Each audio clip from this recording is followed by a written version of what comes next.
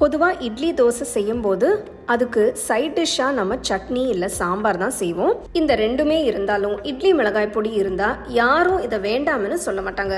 இந்த இட்லி பொடியை நம்ம நிறைய விதமாக செய்வோம்.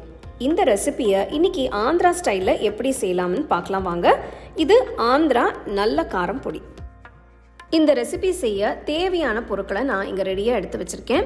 ஒரு அகலமான கடாய் எடுத்து கொஞ்சம் எண்ணெய் ஊற்றி 1 டேபிள் ஸ்பூன் கடலைப்பருப்பு, 1.5 டேபிள் ஸ்பூன் உளுத்தம்பருப்பு சேர்த்து நல்லா சிவக்க வறுத்துக்கலாம். பருப்பு சிவக்க வறுப்பட்டதும் 3 டேபிள் ஸ்பூன் தனியா சேர்த்து நல்லா வறுத்துக்கலாம். இது கூட 12 சிவப்பு மிளகாய் சேர்த்து அதையும் வறுத்துக்கலாம். அடுத்து 1 டேபிள் ஸ்பூன் சீரகம் சேர்த்து ஒரு பெரிய எலுமிச்சை அளவு புளியை சின்ன சின்ன பீசஸாக கட் பண்ணி அதையும் சேர்த்து வறுத்துக்கலாம். இந்த ஆந்திரா காரம் பொடியில் ஸ்பெஷலே கொஞ்சம் புளிப்பு காரத்தோட இந்த பொடி இருக்கிறது தான். எல்லாமே நல்லா வறுப்பட்டதும் ஒரு பிளேட்டுக்கு மாற்றி நல்லா ஆற வச்சுக்கலாம். அதே கடாயில் 12 பூண்டை தோல் எடுத்துட்டு அதையும் வறுத்து சேர்த்துக்கலாம். பூண்டு சேர்க்கறதால இந்த பொடியோட வாசனை ரொம்ப நல்லாயிருக்கும். 2-3 நிமிஷம் வறுப்பட்டதும் கடாயிலேருந்து எடுத்துட்டு நல்லா ஆற வச்சிருங்க.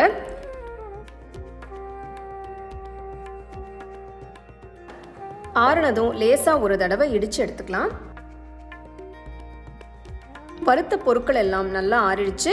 இப்போ ஒரு மிக்சர் ஜாரில் வறுத்த எல்லாத்தையுமே சேர்த்து 1 டீஸ்பூன் கல்லுப்பு சேர்த்து பல்ஸ் மோடில் அரைச்சிக்கலாம். இது ரொம்ப ஃபைன் பவுடராக அரைக்காதீங்க, கொஞ்சம் குறகுறப்பாக இருந்தால் தான் நல்லாயிருக்கும். ஒரு தடவை ஓப்பன் பண்ணி பார்த்துட்டு கலந்து விட்டுட்டு மறுபடியும் கொஞ்சம் பல்ஸ் மோடில் அரைச்சி எடுத்துக்கலாம். அப்பப்போ ஓப்பன் பண்ணி பார்த்து அரைச்சிங்கன்னா நல்ல ஒரு கரெக்ட் கன்சிஸ்டன்சியில் அரைப்பட்டுடும்.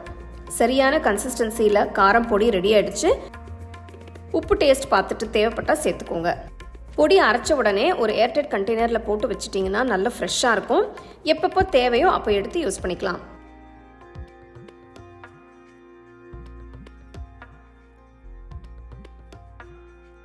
நல்ல சூடான இட்லி கூட இந்த ஆந்திரா நல்ல காரம் பொடி நல்லெண்ணெய் இல்லைன்னா நெய் ஊற்றி சாப்பிடும்போது ரொம்ப டேஸ்டியாக இருக்கும்.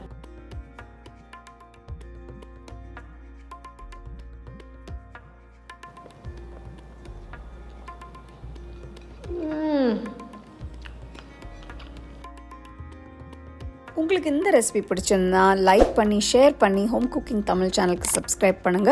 மறக்காம பெல் ஐகானை கிளிக் பண்ணுங்க. You can now buy the second edition of our home cooking book at shop.homecookingshow.in.